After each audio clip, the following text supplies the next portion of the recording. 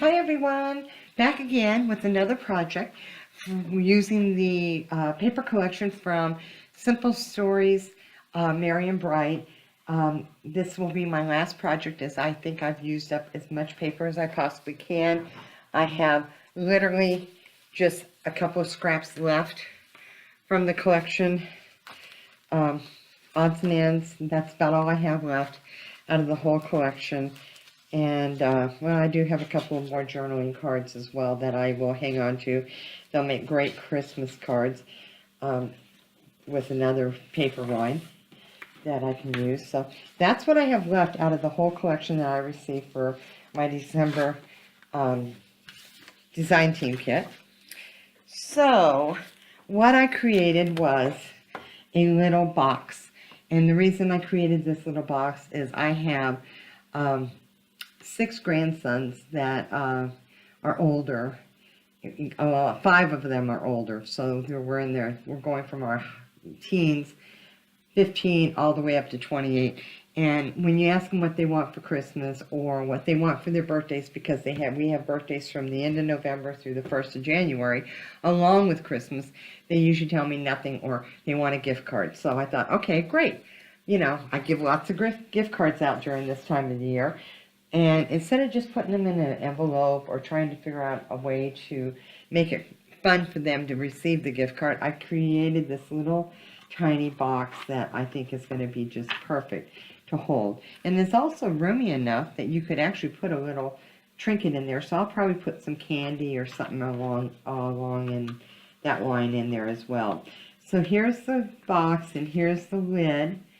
The lid is made out of just the designer paper. The bottom I did make out of cardstock to make it a little bit sturdier, and then matted it with the design paper. For the lid, I created a little poinsettia rosette, which I cut the paper 1.5 inches, and it was a 12-inch sheet.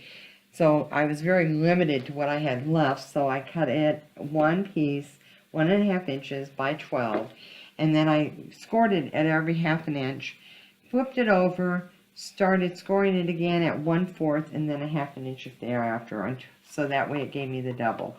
I had the puffy sticker still left over, so I punched a hole in one, matted it on the back of some paper, and then added some twine to make a little dangly charm. Added one up here for the middle of the rosette, just to give it a little bit of a bling. So, let me show you how easy this little box is to make. And like I said, if you're giving out gift cards for Christmas, like I am, because, you know, I've got one that wants Amazon, I got one that wants B-Dub gift cards, Kroger gift cards, because he's down in college and he likes to use this save his money for fun things and get gift cards for being able to buy his groceries. And then my older one, of course, either wants a gift card for the local shooting range or something to that effect. So these are super simple to make. So what you'll need is a piece of cardstock, excuse me, 5.5 by 6 3/4, which I've already cut. You're going to score this all 4 sides at 1.5.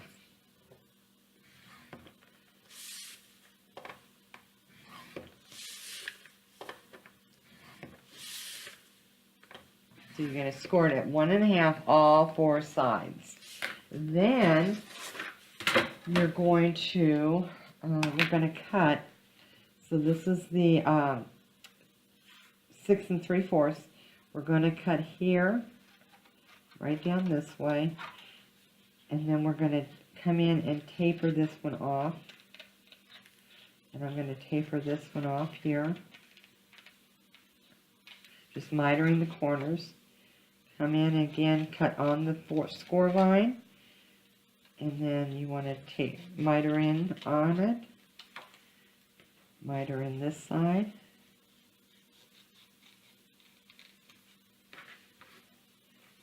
on this one as well. You want to cut on the score line, and then you want to miter in, miter in this way, Now, you can fancy these boxes up a little bit more than I have, but they are going to my grandsons, who could care less about frilly. But yet don't want to give something so plain that that's just not me. I can't do plain. So that's one of the reasons why I did the rosette. But you can fancy these up, add some ribbon, add some lace, add some bling, whatever you want to make these more presentable, if you want something more fancier. So, but I'm going to let you know now, with my grandsons, fancy is not their choice. So we're going to keep it quick and simple here for them, which is nice for me. So we're going to folding over all the score lines and burnishing them down. The same with this one. Okay.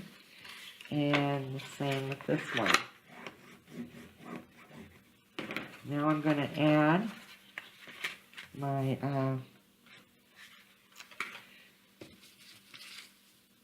matting. So for the sides, the insides and the outsides right here, you want to cut 4 of them at 1 1/4 by 2 3/8. So I've got 4 of those cut at 1 1/4 by 2 3/8. And then you're going to need 4 of the longer ones cut at 1 1/4 by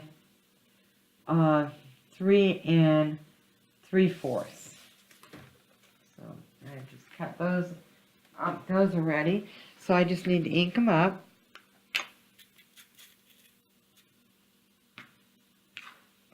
I was going to ink them up, but I'm not, because I don't have a sponge on here. I thought I did. I'll just let it go. We'll do it without it. So get my glue gun here, my glue, or glitter glue, and I'm just going to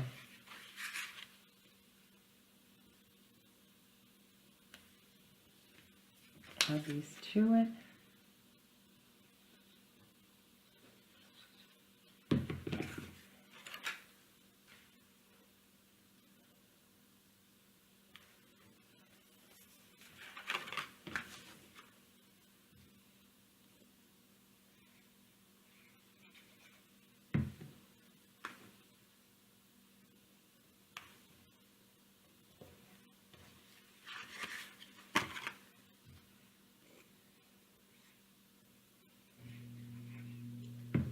The only thing bad about having my craft room upstairs and having the video down here is I don't have everything here like I used to, but I'll manage.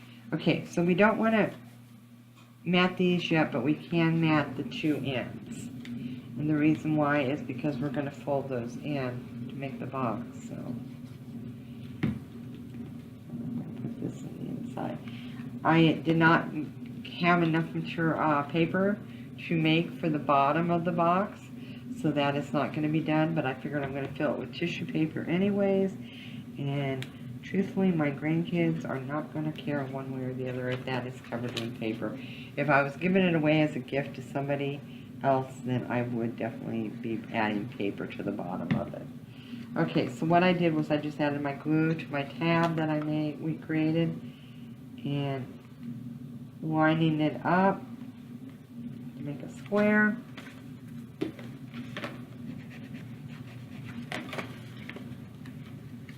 Adding glue to this one. And again, lining it up to make a square.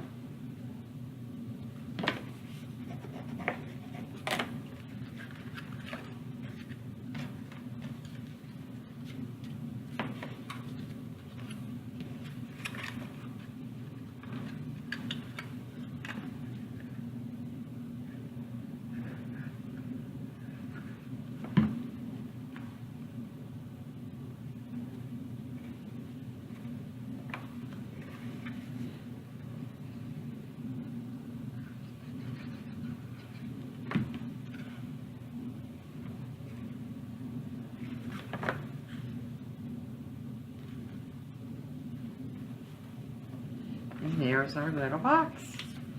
Now I'm just going to go ahead and add glue to these and mat the inside.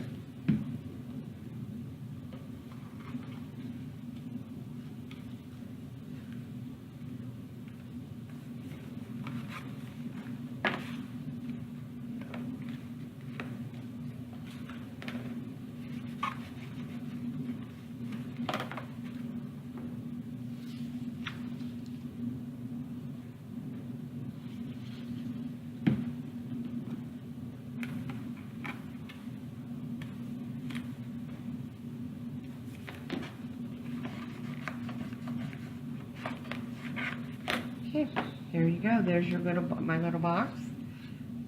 And like I said, if I had more paper, I would definitely mat the bottom of this. But being it's for my grandsons, I'm not going to stress over it. I didn't have enough paper, and that's okay. So for the lid now, you're going to need a piece of designer paper that's cut 5 3/4 by 4 1/2. So that's 5 3/4 by 4 1/2. And then you're going to score this one at 1 inch on all 4 sides.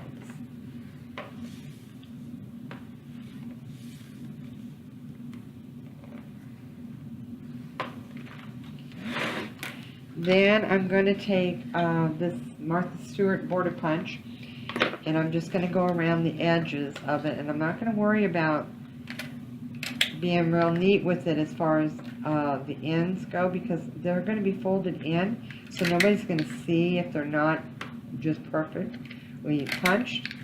So I'm just going to go around it like this.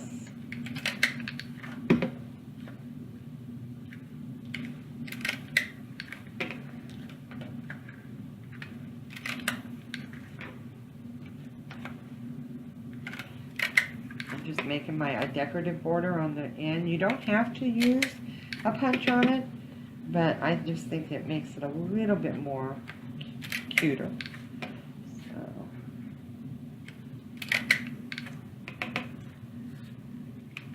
this punch makes so much mess. Besides wearing it, all these little dots, get rid of that. So then I'm going to go ahead and just cut off my corners, because they're not going to matter. I mean, nobody's going to see them even though they're not even. So then you want to come in and you're going to cut this just like you did the other ones. You're going to cut here at this one, cut at this one, cut at this one, right there in the score line, and then over here.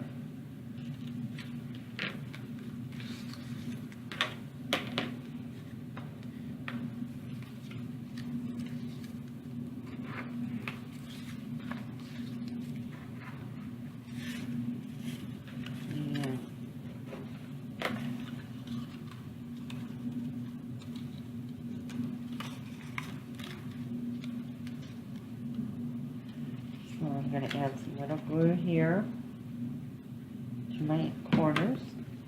Bring it up, pinch it together. Same on this one.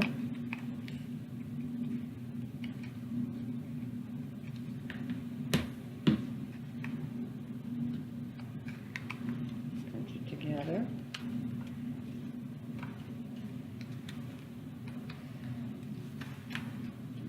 Now, add a little glue here, pinch it together, add a little glue there on the bottom, pinch it together, and there's my lid. It goes on my box.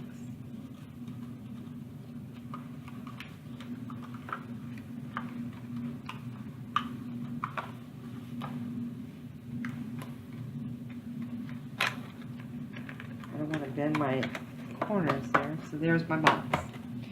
Now, again, just to save time, I did cut another 1.5 by 12 piece of cardstock that was left over. Made my Rosetta by scoring it at 1/2 inch, turning it around, and then I'm just going to add this to the top of it. And then I do have this little piece left from the cut apart, so I'm going to add that as well. Like I said, I'm not looking for fancy. I'm looking for something durable for my grandson. One of them. So there's two of them that I've got made. And that like that. Add that. And there you go. I've got another little box for a gift card. I will write the measurements for your cardstock and your designer paper below the tutorial. If you have any questions, feel free to leave me a comment. I will be sure to answer. Again, I can't thank you enough for watching, and I totally appreciate you viewing my tutorials and leaving your wonderful comments. Thanks again, guys. And if I don't talk to you before Christmas, have a very Merry Christmas. Bye-bye.